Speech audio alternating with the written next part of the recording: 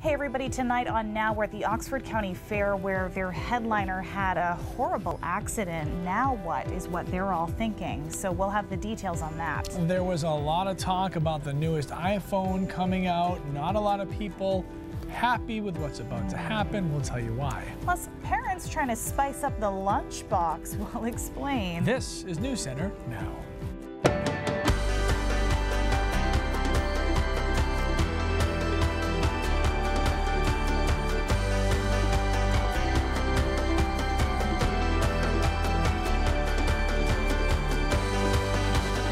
She was the most loving and caring person I have ever known. He says he saw his wife murdered by her own son in a New Hampshire hospital. As he grieves, he shares his stepson's troubled past. Hey, hello everybody, I'm Lee Goldberg. And I'm Amanda Hill. Patients, staff, and visitors in a western New Hampshire hospital yesterday ran for cover when they learned there was a gunman in the building. Police now say the shooter targeted just one person, his elderly mother. 49-year-old Travis Frink of Rhode Island was arraigned on one count of first-degree murder this afternoon. Police say that Frink admitted his crimes. NECN's Catherine Underwood has more. It's very painful. Robert Ferrier didn't want to show his face on camera, but was proud to show us this photo of his wife, Pamela. She was the most loving and caring person I have ever known. He tells us his wife was in the Dartmouth-Hitchcock ICU for a brain aneurysm, but was planning to come home in a couple days. Robert was visiting Pamela Tuesday afternoon when he says her son walked in and asked for a moment alone with his mom. As Robert walked out of the room, he says he heard his wife scream and then the gunshots. I was there. I saw him kill her. Wednesday afternoon, 49-year-old Travis Frink was charged with first-degree murder. He was arrested shortly after the shooting as he was leaving hospital grounds. You can see the silver Ford Escape he was driving, surrounded by police tape. According to court documents, Frink later admitted to going to the hospital Tuesday to kill his mother. Ms. Ferrier's autopsy is ongoing as we speak. It's anticipated that we will have the results of that autopsy later today. Ferrier tells us his stepson is a former Marine who suffers from PTSD, but he never imagined Frink was capable of this kind of violence. She will be greatly missed by many people. According to court documents, a nurse made the first 911 call late last night. The Dartmouth-Hitchcock Medical Center CEO thanked staff for their quick response. All right, taking a turn outside. It was hot. It was a beach day. Nobody wanted to go to work today, and yet here we are.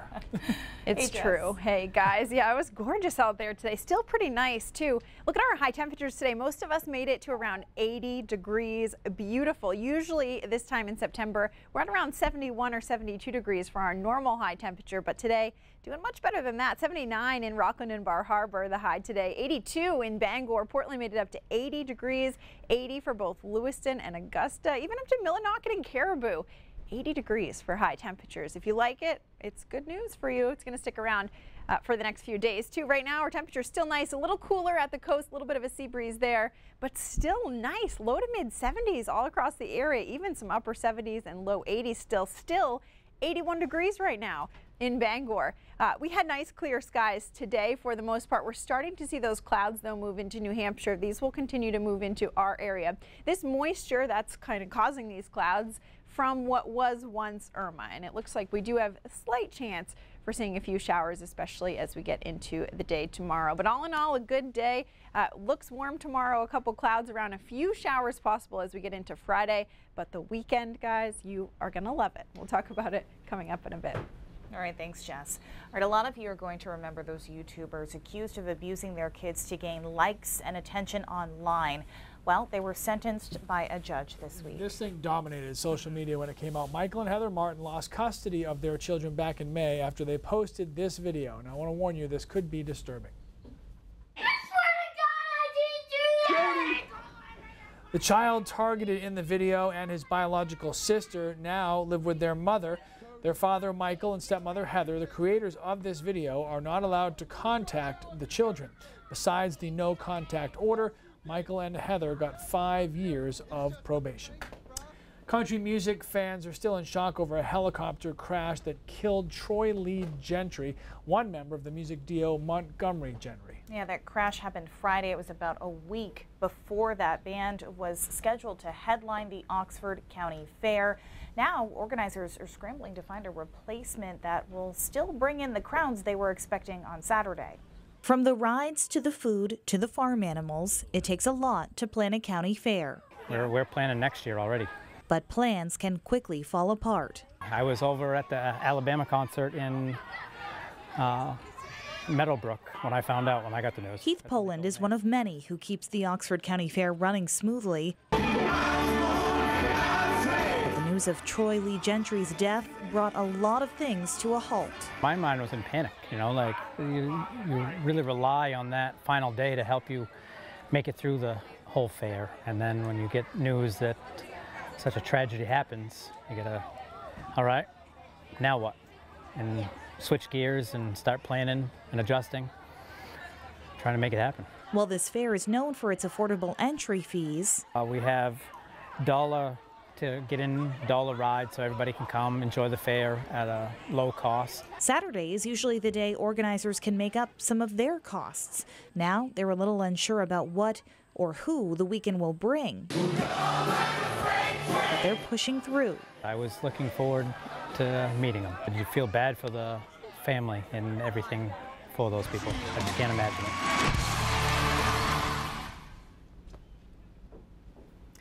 Now, the Demolition Derby usually attracts a lot of fans on Saturday. Organizers still hoping to find another headlining act to hit that stage that night. Yeah, meanwhile, many of you were looking forward to seeing the group. Tim says they were a great band and this was a terrible thing, but he's still going to the fair.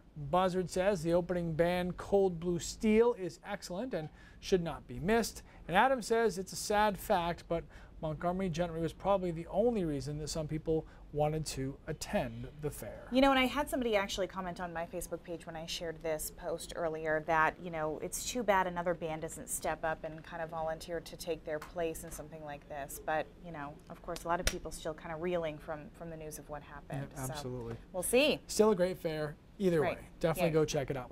If you're injured on the job, should your employer pay for medical marijuana? A Maine paper mill is taking that question to court. We'll hammer out the details after the break. And the kids are back in school, but are they already bored by their lunches? Some healthy tips later on Now. Welcome back. Today, the Supreme Court in Maine took up the issue of whether or not workers' compensation insurers should pick up the cost of medical marijuana. The case involves Gaten Burgoyne, who suffered a back injury while working at the Twin River paper mill in Madawaska in 1989, and after being prescribed opioids and other treatments, finally found relief with marijuana. Now, an administrative law judge and the State Workers' Comp Board ruled that this should be covered. The paper company and its insurer objected and took the matter to court, in fact, the Maine Supreme Court. Right. So News Center's Chris Rose was there, joins us with kind of the arguments from both sides. Yeah, and in this case, you know, as far as whether or not workers' comp insurance should pay for the medical marijuana, it's an issue with a lot of layers and not a lot of clear answers.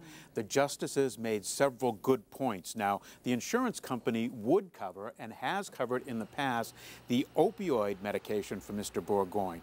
He became dependent on them and at times even became suicidal. Now, the justices asked, given the opioid epidemic that we're experiencing right now in the state of Maine, the deaths that have been caused by it, shouldn't we be encouraging a less potent drug like marijuana for pain relief? But they also question the issue of dosage and the potency of marijuana, and no clear federal or Maine rules that govern that.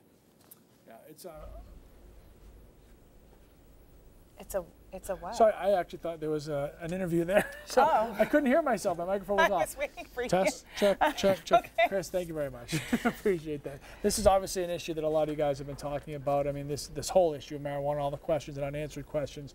Adam wants to talk about this and says, no workers' comp should not cover this. Marijuana is an illegal drug, and you'd have to pass a drug test if you want to go back to work. Medical marijuana is legal in Maine, but the federal government still considers it illegal. Is that an issue in this case? It is. It is a big issue. The attorney for the Twin River Company said that, you know, the insurance should not pay for something that is still considered illegal by the federal government. She also argued that there has been no determination under Maine or federal law that marijuana is a medical use. Now, medical providers can recommend a marijuana use for pain relief.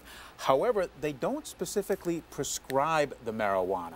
A user can get the marijuana card, but then they're on their own. They go to the dispensary, they get the amount they feel is necessary, they get the kind of marijuana with the potency that they desire, but there are no rules or testing or anything that really, you know, oversees that. And that's another issue that the judges brought up, that there's no real method in place for the testing of this marijuana. So again, the attorney for the company said this should not be recovered by insurance because of some of those issues. Well, you know, Zach says marijuana is safer and cheaper than opioids, and a lot of other commenters saying marijuana would save the company money. How does cost kind of factor into this? Yeah, and that's the ironic thing about this case. If the company continued paying for the opioids, that could be $1,500 or more a month. If they paid for the medical marijuana, it's about $300, $350. Wow. So the medical marijuana would be a lot cheaper than the opioids that he had been on. And just so we're clear and everybody understands what we're talking about, this is workers' comp insurance only, not regular health insurance. That's right. Private insurance and insurance plans provided by the state and federal governments are not required to pay for medical marijuana. This is specifically a case, a narrow case, involving workers' compensation insurance, which is a completely different system than what most people would get through their employer or through the federal government. All right, Chris Rose, believe it or not, lots more to come later on tonight, and still to come on Now. This is supposed to be the capital of the best lobster, so we're looking for a good lobster day. May not be the season you think of first when it comes to Maine tourism, but autumn is a busy time of year for Midcoast businesses. Jess Gagne has the report from Rockland. And even though Labor Day is long gone, it seems like summer wants to stick around just a little bit longer. The full forecast coming up. Welcome back, everybody. Tourism is the lifeblood of our state for sure, and most of that activity takes place in the summertime when everybody shows up. But in the mid-coast, like Rockland, they count on the autumn months as well to kind of help boost business. Yeah, sure. I mean, some of the biggest cruise ships are just pulling into port right now. And News Center's Jess Gagne was there today speaking with visitors and business owners about what this means. Summer is winding down, and you may think that means tourist season is almost over, but it's just ramping up for the town of Rockland. We really try to roll out the red carpet. It's all hands on deck as Rockland welcomes the first of 5 cruises, bringing more than 12,000 people to town in the next 5 weeks. You know, this is really a nice bonus for us in the fall to be able to continue people's season and add on to what they've already been doing. Unlike in Portland and Bar Harbor, the big cruise ships, like Royal Caribbean's Vision of the Seas, don't start showing up here until mid-September. It's beautiful up here, and we're looking forward to seeing some good fall foliage. Places like the Grasshopper Shop look forward to the September surge and opened early to accommodate the crowds. We had our first customer off of the ship around 8:40, so there were people, you know, ready to come and shop. Welcome balloons and friendly service for the tourists who keep business up as the temperatures start to fall. Having the cruise ships is just a wonderful boost to our fall season, helps keep things, you know, cranking right through till Christmas. Rockland is the gateway, but officials say much of the Midcoast benefits. Excursions to other towns leave right from Harbor Park and return at the end of the day. It's really a great opportunity for this part of the state to show off and to show people what we have here and hopefully entice them to come back someday. The Vision of the Seas returns on September 26th, carrying another 2,400 people. In Rockland, Jessica Gagne, News Center.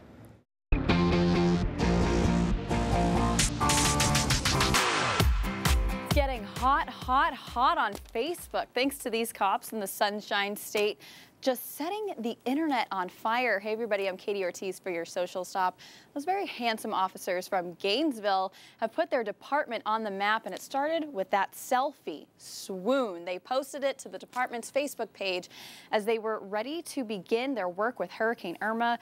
Straight moths to flames, guys. I'm telling you, more than 200,000 shares later.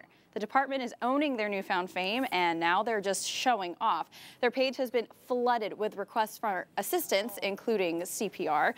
People are promising to rack up those traffic tickets if it means getting pulled over by one of these beautiful people. Now, the chief is promising to shoot a calendar that we all know Amanda Hill will be the first to buy. Okay. Look at those smiles, though. And aside from everyone drooling all over them, you know, it's so great to see them getting recognized for their work. They're on the ground helping hurricane victims, and they're inspiring other departments to emerge. More calendars for Amanda. This is the Sarasota Police Department saying Gainesville has nothing on them.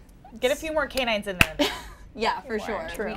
Puppies. I'm just going to move back a little bit, let the three of you discuss Yeah, this. can I get a calendar? Literally nothing got done in our newsroom today because there was a line of, let me see, let me see, let me see. I was like, that is so wrong. As we said, it's wonderful that they're bringing attention to their departments, Yeah. you know, That especially in got a time like mentioned this when they're working so hard. There is Have fun while they're working That hard. was an oh, by the way, I remember. Yeah. Yeah. I mean, they're having fun, they're working hard, like it is what it is. All right. And there is more to their Lee's page, upset. too. Just There definitely is. Okay. Yeah, but he's not upset about the weather. I support that I post. am not upset about the No, weather. it's great, right? So good. It's still feeling like summer out there. We had plenty of sunshine today. You can see here on the satellite radar, these are kind of the remnants of what was once Irma. Now we are going to see just some of this moisture in the form of a few clouds as we get into tomorrow, maybe a couple isolated showers too for Thursday and Friday. But in our area, nice clear skies today from high pressure. You can see it's still nice and bright out there. But a few clouds moving into Massachusetts, Vermont, and New Hampshire, and some of them will be heading our way as we go through the next couple of days. So let's go through the hour-by-hour forecast here. Tomorrow morning, again, you can see some clouds starting to move in, but check out those temperatures. Tomorrow afternoon, still upper 70s to low 80s. There you can see where a few isolated showers might be by tomorrow afternoon, especially for southern and western Maine. That's where it has the best chance of just a few sprinkles out there. Then through the day on Friday, another chance for a couple showers. You can see the clouds, though, really moving in, too. However, temperatures still look pretty good. Most of us make it at least into the low to mid 70s. So our area looking pretty good. However, a lot of people have been asking, what's up with Hurricane Jose? All right, really a disorganized storm. You can see it still. We talked about this last night. You can still see it just by looking at it. No real good organization there. However, it is still a Category 1 hurricane with wind gusts up to 90 miles an hour. It's kind of just moving in a loop out there in the Atlantic right now. Many of the models just having a tough time trying to pinpoint exactly where this will go. You can see they're not really agreeing, but starting to kind of form some idea. Some of these take it very close to the eastern coast of the U.S. Some of them even take it close to New England. Most of them, however, bring it out to sea. So right now, the National Hurricane Center's official forecast track starting to turn it out to sea. So of course, we're keeping an eye on that, and we'll keep you updated over the next couple of days. Seas 3 to 4 feet for tomorrow. Winds from the southwest at about 5 to 10 knots. Check out the extended forecast. Still looking pretty good, and I think you're definitely going to like the weekend. Beautiful. Should be a great weekend. High temperatures make it into the low to mid 80s both days. A little bit cooler as we get into early next week, but really not too bad. Usually at this time of year, we're in the low 70s for highs, so you can see pretty much for the next 7 days. It's looking pretty good, I think. Thank you. Thank you very much. That's good stuff. I will.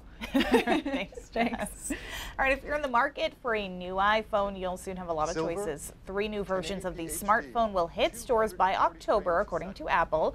Wireless charging, improved cameras, augmented reality, and facial recognition. A lot of you were really impressed by yesterday's announcements until you saw the price tag, ranging from $700 to $1,000. These are some of the most expensive iPhones yet. According to Melissa, unless the phone does the laundry, cleans the dishes, and is a personal driver, it is not worth it. Chris thinks that some customers should consider maybe switching phones. He says his $45 Android from Walmart already has a lot of these features. And Myron says he is definitely getting one. Thomas says it is past time for him to upgrade, so he will be getting one as well. No, thank you. I'm all set. Oh, okay. Well, Just saying. I'm pretty sure the company pays for your phone, Lee. That's why I'm not getting one. All right. Meanwhile, in your house, Yes. who's in charge of doing school lunch? School lunch is me. I do anything before noon. Get a little creative?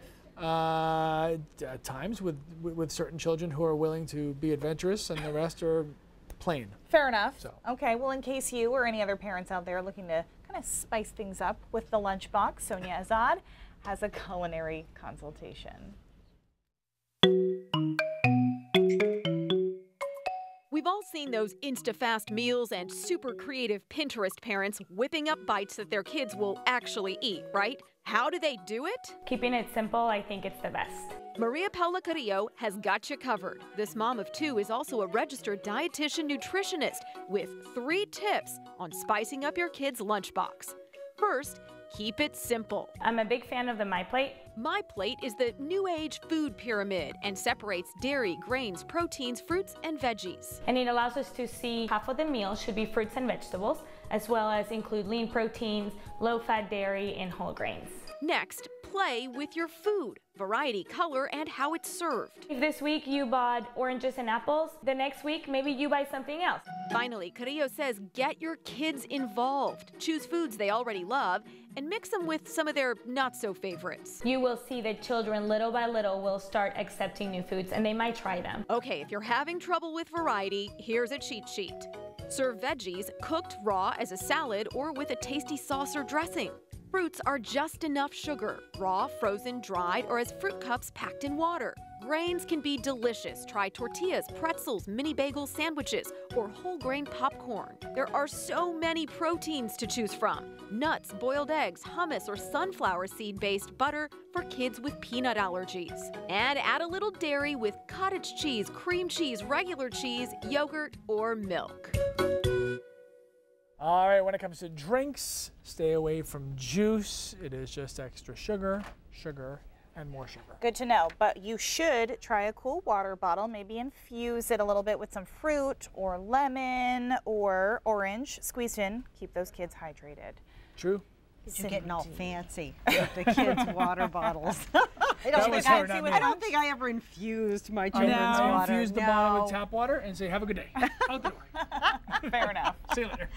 We got a lot more news coming up for you on News Center at 5:30. This first one is a real shocking story to a lot of people. A police officer pulled a woman over for a traffic stop, asked if she had drugs in the car. She said no, reached in her purse, and got stuck by a used heroin needle. So now she is charged with assault. We're going to have much more on this very disturbing incident. And Los Angeles, as the host city of the Games of the 34th Olympiad 2028. the Olympic Games are coming back to the U.S. In a landmark decision, the International Olympic Committee picked host cities for 2 separate games. We'll tell you who the other winner was, all coming up at 5:30. Just glad it's not Boston. All right, we're back with more right after this. All right, we'd like to congratulate retired Staff Sergeant Travis Mills and his entire family because this week their son Dax was born. Travis is a wounded warrior activist who lost portions of his arms and legs when he was hit with an IED in Afghanistan. Yeah, his newborn son Dax, named after the medics who saved his life, Daniel and Alex. Really great. Congratulations to them. All right, News Center at 5:30 starts right now.